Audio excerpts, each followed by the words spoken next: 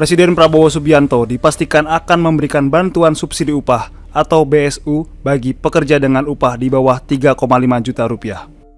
Bantuan ini adalah program yang pernah dilakukan pemerintah pada masa COVID-19. Hanya saja besaran nominal BSU kali ini tidak sebesar pandemi lalu yang mencapai Rp600.000.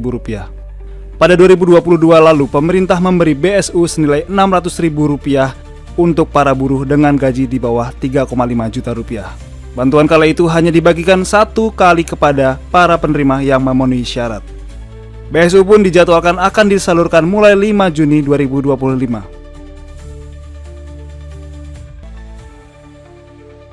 Pemberian bantuan berbarengan dengan 5 stimulus atau insentif ekonomi lain, seperti diskon tiket kereta api, pesawat, serta tarif angkutan laut selama masa libur sekolah. Pertumbuhan ekonomi Indonesia di kuartal 1 2025 lalu hanya 4,87%. Capaian itu lebih rendah ketimbang kuartal 1 2024 yang tumbuh 5,11%.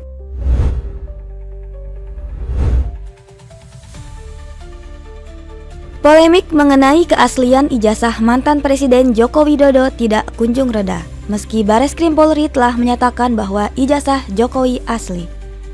Pakar telematika Roy Suryo yang mempersoalkan keaslian ijazah Jokowi merasa belum puas dengan kinerja Bareskrim.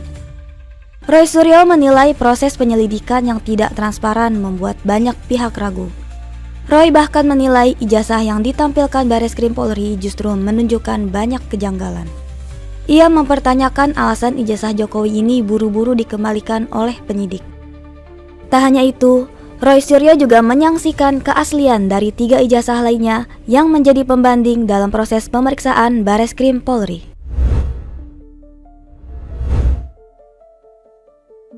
Kementerian Kesehatan meminta masyarakat, khususnya yang akan berpergian ke luar negeri, untuk waspada terhadap penyebaran kasus COVID-19.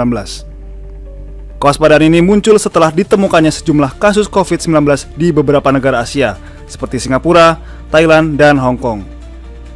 Kenaikan temuan kasus COVID-19 diketahui akibat menurunnya imunitas populasi. Meski tengah melanda beberapa negara tetangga, pemerintah hingga saat ini belum memberlakukan pengetatan atau larangan akses keluar masuk negara. Hanya saja pengawasan dan pemantauan di pintu masuk internasional tetap ditingkatkan melalui Satu Sehat Health Pass. Berdasarkan pemantauan Kementerian Kesehatan hingga Minggu ke-19 tahun 2025, kondisi penyebaran virus masih dalam batas aman.